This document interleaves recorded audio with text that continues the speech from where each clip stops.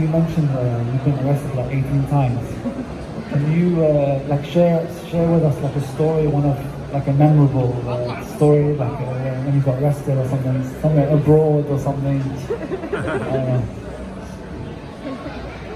Well, there've been a lot of really well, they're funny afterwards. They're not always funny during, but you know, I mean, have you all been to New York City? I mean, you've seen a zillion shows with like the New York City cops that are like,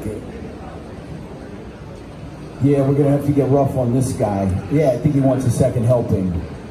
You know, well, I've experienced that firsthand, and I'm like, wow, this is like straight out of a bad cop show.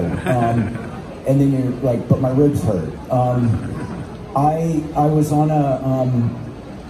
on the roof of a building in Chinatown. There was a blank billboard, and the Manhattan Bridge went right by at that level. I mean, killer spot.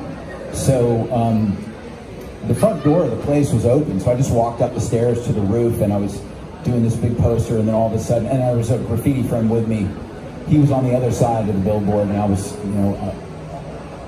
I was up there also, and so all of a sudden we see flashlights on the roof, and I knew it was the cops, and so I jumped down, and there was no fire escape, but there were balconies, and the cops, there were bars on the roof that were at about knee level that you'd have to either, you'd have to climb over them or jump over them, and so I just ran across the roof going over those. I was young and agile. I was like 33 at the time, and I jumped down to the first balcony and then dropped 6 stories from balcony to balcony, but the cops were on the roof yelling at me that they were going to shoot me if I didn't stop, but I thought, it's kind of a busy area, I'm white, I'll take my chances. And so I got to the bottom, and the backup cops were showing up, and so I put my hands up.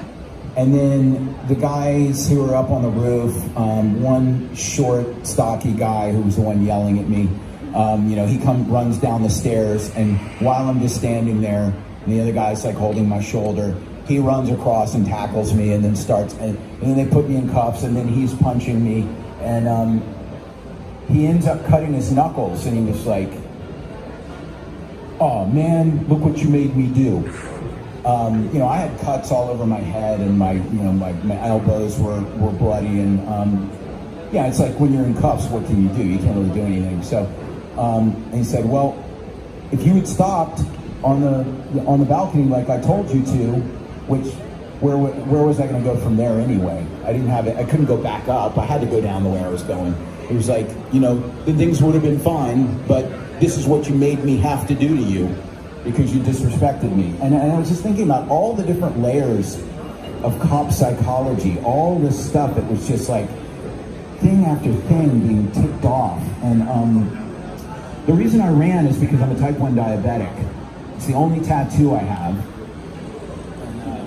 And yeah, diabetic, and a little script. And it's because I've been arrested so many times where they wouldn't give me my insulin, and I got really sick, that my wife, who was my girlfriend at the time, said, "You have to get a tattoo of that, because when you get booked in, they photograph all your scars and tattoos. So if you die in there, they can't say they didn't know you were diabetic."